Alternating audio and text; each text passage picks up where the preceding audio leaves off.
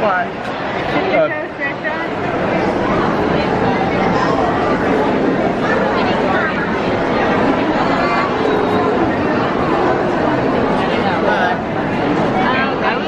What's going on, everybody? Tony here, Lisa here, and today we are at Epcot.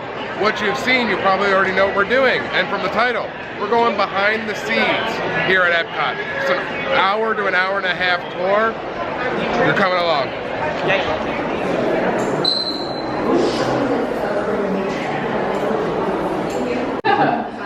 I graduated from Appalachian State University last May with a degree in sustainable development and a focus in agriculture. And I've been here as a plant science intern at Epcot since this past January. I used to work over at Magic Kingdom last August to the start of January. We're gonna head to our IPM lab first, okay? All right, let's go.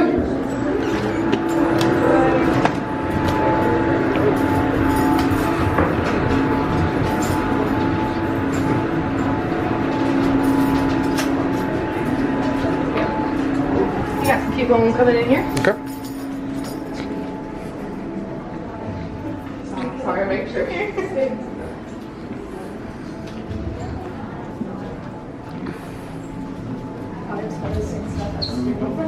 that right? So all the ways and techniques we help control our pests inside of the greenhouse. And notice I say control, not obliterate. Because with bad bugs, there's going to be good bugs. We don't want to obliterate our good bugs, so we have to have best of both worlds. So there are three types of IPM. There's biological, which is what we're doing in here. If you guys look behind you over here, in those cages, you'll see what we're doing here at Epcot. And specifically in our greenhouses where we have a little bit of, actually a big bit of a pest problem. So even if it is a greenhouse, we still have really, really bad pests. So on the left side, this is a leaf miner fly. Does anyone garden at home? Yes. Your leaves ever look like this? The leaf, and that's who causes the damage. And what's hard about these is we start regenerating on our own. Sorry. And then another form of IPM is cultural. This guy, hopefully you guys do this at home. Do you have doors on your house? Do you close them and you don't stay on there for like a second? And then our third type is chemicals. We don't use any harsh sprays because we have about 1,600 people coming through our greenhouses every hour, not including our tourists. So we have a lot of people coming in at one time. So we have to use soft pesticides like soaps and oils. And also those soaps and oils will only hurt one bug. Okay, so you can tell, this is a leaf miner fly. You'll be able to tell which one's a wasp and which one's a fly. Here, the flies are kind of fatter, and the wasps look like a little ant. But that's how small they are. So they're actually too small to sting us. So what she's doing right now, she's laying her egg inside of the leaf. So you're actually going to see the egg come out. It's kind of gross. Leaves have layers just like sandwiches. You see it come out? So leaves have layers just like sandwiches. And where's the best part of the sandwich? It's not in the middle, exactly. So that's where she's going to lay her egg. It's just lack of nutrients. And she's going to go over the same hole with her mouth, just sucking up the excess nutrients falling out of the leaves that she just went over. So here's the baby. He hatches or she, and he will start picking away. So you'll see an up close of its mouth, and what does it look like? A pickaxe. Yeah. So it picks away the nutrients. That's how it gets its name, leaf miner. So just like that. And what happens when you kill the leaf of your plant? Leaves. It dies. Why does it die? Go wait, don't be scared. So what leaves, the purpose of them do is to absorb sunlight. Whenever they absorb sunlight, the plant will then photosynthesize. Photosynthesizes, it makes food for itself. Everyone knows what it's a big group today, so what do ladybugs eat? We gotta go with headphones. Yeah. So aphids are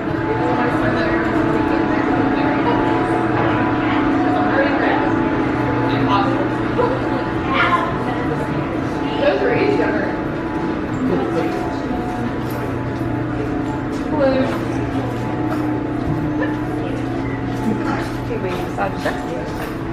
So we're going to enter the biotechnology lab, and whenever we get down to this little stair, just step down on there, and we're going to look inside of the glass.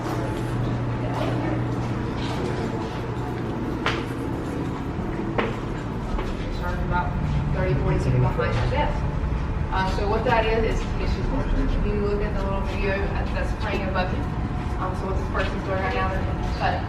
So we have stock plants in there. Whenever they get big enough, we cut it apart. That's a little piece right there. The ones that always have a little scaffold and little pieces just like that. We just cut it off at the node. You see all those little bitty pieces right there? That's what they're going to put inside of the mason jar. Hopefully I'll show right here. Yep, okay, so you can see right here, it's exactly what we did. So you just plop it in there, and that's it. So half the time it doesn't work. The roots don't, or some plants don't like to root inside the gels, like vanilla. If you guys ever see vanilla for sale, very rare. Because it roots very well, but it doesn't root inside of the gel. The roots will always crawl on top and try to skim it. And that's not good, because if you guys buy it and put it in your purse, and then it'll flop around and it'll kill it. You got it inside of the lab. And it's already this big, and these guys get to 100 feet tall. But he probably won't get that big since we have him inside the plot. It's kind of stunted, so his roots won't be able to spread and grow as much. And also we're about to put him inside of our back greenhouse because he does not do well in summer. It's just way too hot of a climate for him. He's much more of a cool nature. We're gonna head into creative. You guys enter, look around, and tell me what you think is weird about it, because it's a little bit different than your regular greenhouses.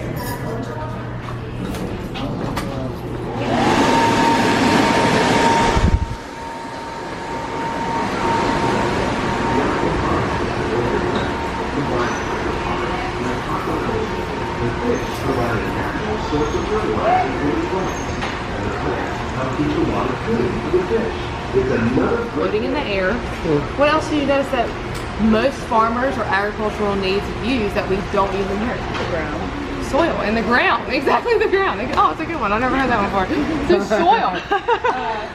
Sorry. So in our greenhouse we have no soil whatsoever. The soil has to have a tiny bacteria microscope. We have no idea what we're going to find until we get into a very tiny microscope and look at it. So to prevent that, we just do everything else. We've got 5 things planned to do. What are they? Water, sunlight. So for support, use the red Velcro on the plant. We just strap it onto the metal pole and like this. So it'll keep crawling up.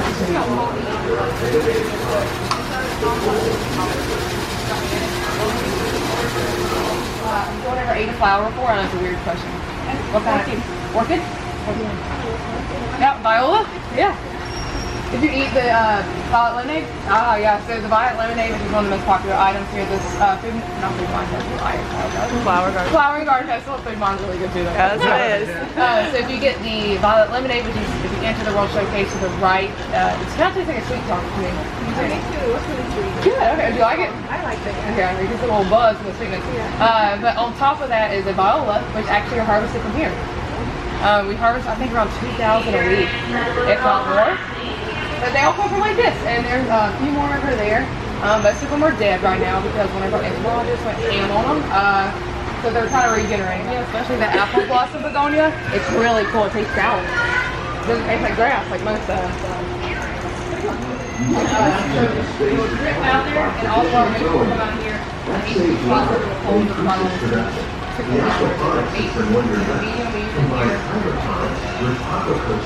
Perlite, also volcanic rock, but it's kind of top of top. But all of these mediums have no nutritional value whatsoever. We're just here working in the middle of the night, so he's kind of wheels in. But you can take 1 or 2 fingers and touch his lighter green leaves. Oh, look! Pretty cool. And those little purple guys on there are just his flowers. But just touch the leaves for me, please, because he does have little thorns on them. This is a plant that went viral on Facebook of the leaves closing 2 at a time. Do you want to know what he is?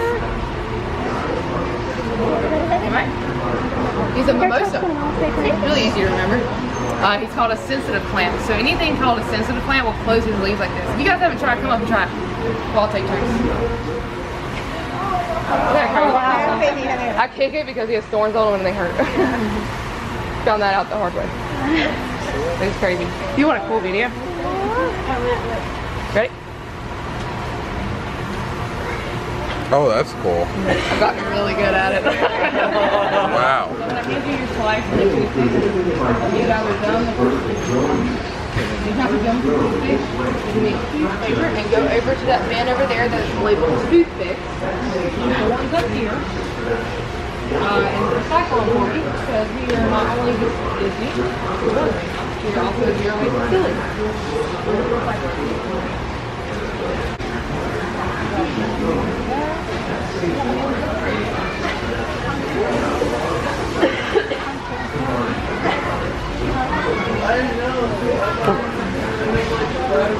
I'll show you where exactly they came from in the next one. And we just put that inside of these little holes, and it helps support it in. You can do this kind, like this kind of hydroponics with any herb, flower, anything lightweight. If you have a fruity plant or you need to have it second. And of course you need an aerator. So like Peter said. So this one's going to be called string.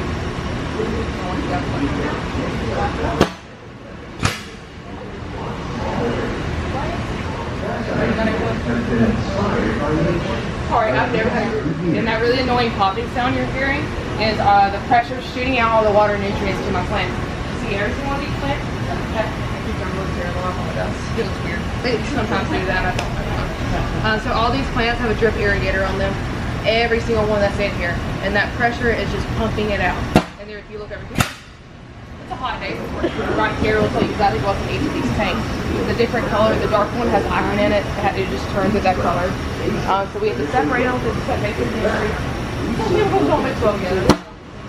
Put them in there, and it's not curled. I don't know why they curl so much on them. And then I put them inside of here, the shape of Mickey. So anything in the cucurbit family, like pumpkin, watermelon, stuff like that, will grow into a mold. It is hard, but they'll do it. But they're also strong. So if I put it in here and I see it's not forming to the ears, I'll take it out because how thick this is. You can hear it and screwed in, it will still break it very easily. So it's a bunch of trial and error. And this guy just ripped off with a sucker. I do it just for training. It's just how the plant kind of regenerates itself and kind of overworks itself to stay alive. That is ripped off. I already know this also. I already know what it looks like. Look right here, look at this. We just spray something to help treat it. Those little white spots, it kind of looks like mold. That's how it is. It's just, I have no idea where it came from. Like, I've been here since January and it just started doing this for about 2 weeks. This is called lean and low. So we also grow this one, so you can see it also has everything's twisted. So once a week, we will lower these little pods, squeeze it, and lower about a foot or two. And we take it and move it over to the left. And then we prune up the bottom, and that's all you do. Any questions so far, guys? This is the greenhouse I'm going to smash it up. It's my child. My babies, so I take care of them all, or every day, so I'm not giving food.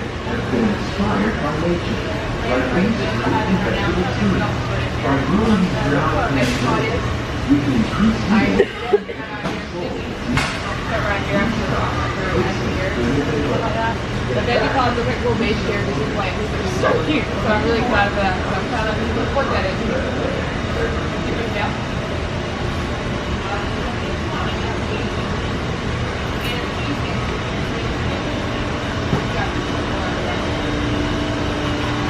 We grow 2,000 heads a month, and we harvest 500 heads a week and plant 500 heads a week, every single week.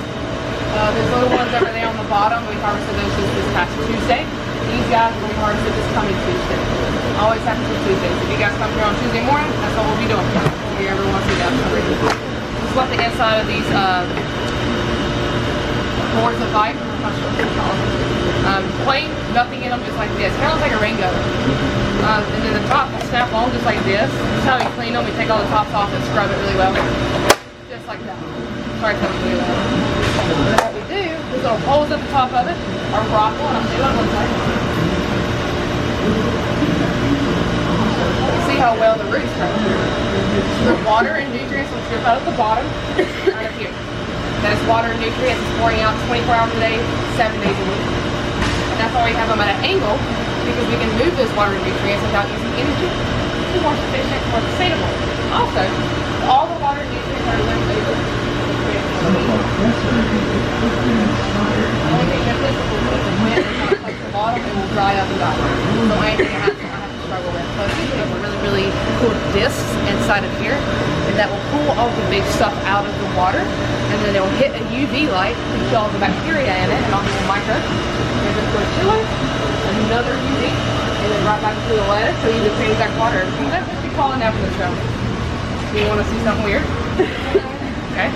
So these guys kind of taste similar to cucumber and a zucchini. So you can see right here, I'm going to squeeze it very, very firm. I'm squeezing it pretty hard, okay? You see me move. Watch, because I'm not going in again. Just really close. See this guy? Can you see me? Watch, you did it right here. when it starts turning yellow like this, it's make something over right. Everyone ready? Okay. See how soft that is? Really, really soft and gross. So kind of why they do that is basically that's how they regenerate in the wild. So they'll turn orange, and I cut most of them off. They're kind of bright red color. I cut most of them off this morning because it will turn that and it'll go liquid on the inside and kind of just explode on the ground. And then they'll spit all the seeds out. We won't smell them this morning. But see this guy right here? Everyone look at me. This is a female flower. It hasn't bloomed yet. So all these little bulges you see right here are going to be females. And then the males that just had a skinny vine, like these guys right here, those were all males. And so I had to take those males off. I had to take off a little bit of the outer layering. This was kind of hard to hand pollinate since we don't have bees to do the work. We have to let we have to do it. So we hand pollinate it every single one. Very different chances there are bees do a lot of our work. So I can take off the male flower and why it's called watermelon. When it counts, there's snowflake on the inside of it. And this guy's been sitting on this table for about 6 months. So it's called that because if you harvest it, it will be able to last through winter. Yeah, so he's pretty hard too. He's not soft yet. The only thing that stinks about these guys though, they have no taste. But it has the consistency of tofu. Whatever you mix it with, they'll take on the taste of it. So it's really popular as a thickener in soup, so you get more filling. That's what those guys are growing over there. They just don't fruit. I haven't had a problem with that whole plant from being taken out. If you have the heart, you can't take a seed. And underneath this stand, you see this 2D in my basket right there? That's one of the Oh, if you ever gonna let it spot for me? Okay, Honcho, go for it. Perfect. That's That bigger. Oh, thank you. I'll leave a trail of my stuff right there. So we think someone is standing here and just stepped right in the sand. They had even because it was on their foot. You have no idea what's the Bogger Street. It's really good. So they brought that in and we've been kind of struggling with the sand. In 1993, we had to take every single grain of sand out of here. And the ride had to be shut down. Disney doesn't like that. So we had to come up with different ways to keep control of our unit days. They go get they're on our closets. Really cute. And the ones beside it, they will get as tall as our ceiling. That's what American Giant. Really good. That's really cute. You see these cute little booties. That's what we have to wear when we step into the sand. Every time we step on and off the sand, we can change it. And that's how we keep this here. These are our coffee trees. And like coffee green cherries right here, and there might be a couple others. I'm not sure. They're starting to flower a little more. So inside of those cherries, we're going to pluck them off when they're red. That's when you know it's rough. And inside of those cherries are the beans. 1 to 2 coffee beans for each cherry. You need about 50 to 70 cherries for 1 cup of coffee, which is about 200 to 140 coffee beans. That's one of the reasons our coffee is expensive. And also, like say this branch is really covered in the cherries, they will ripen at all at different times so they will can't get.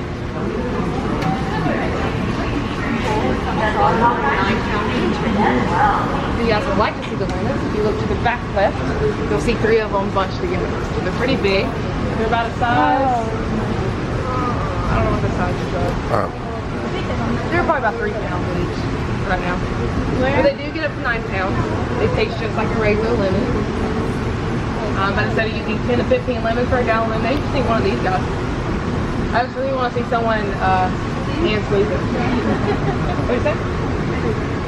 Other than that tree back here, you see a little baby one growing out there, but you see the fruit over there, it kind of looks like it has warts on it. It's bright green. That's a citron. This variety is called Buddha's Name. Where it always likes the pretty yellow color. So it kind of looks like this. It's really good. This flower right here is called a hollyhock.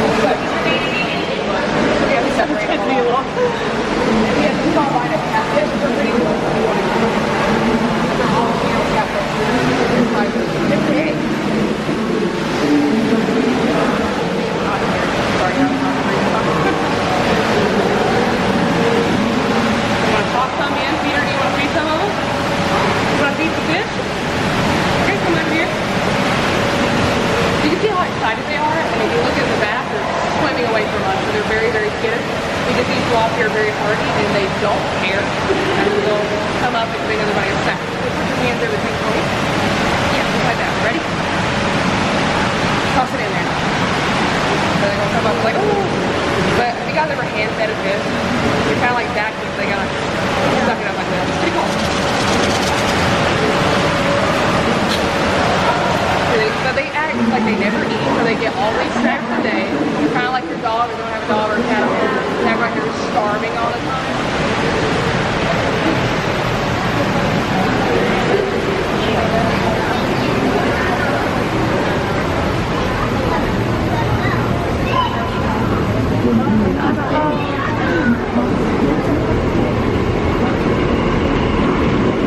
For your safety, please be seated inside boat at all times. Thank you.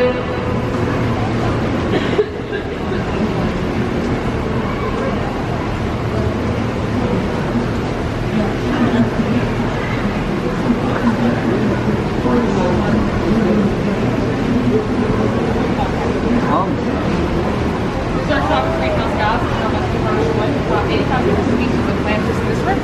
And it's also the most photogenic, because if you got to take good pictures, you would like it. It's very beautiful in here. I love it. Do you want to know what this guy is right here sitting in front of me?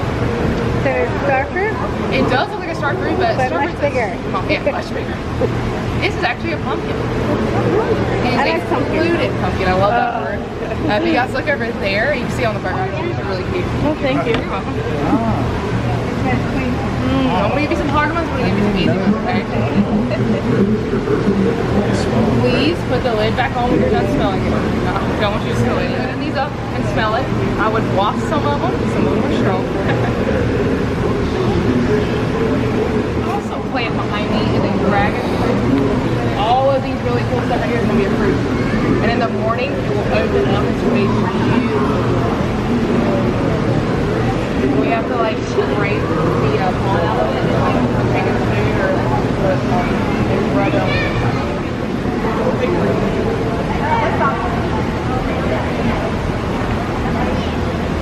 One day, many of these lesser-known tropical plants began to work the bananas growing on both sides of the boat. More than 28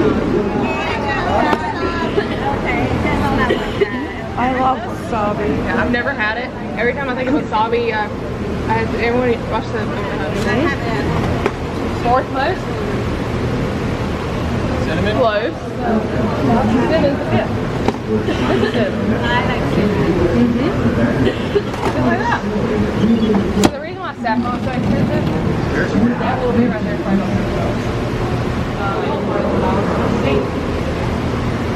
so that's how you get mix. Very rarely work with them. You're going to pick that entire flour. And how many flowers do you need to make one thing? You only get about 2 to 3 tablespoons of flour. Way more, less than, way more, tons of stuff. That's like 80,000 flowers. You're probably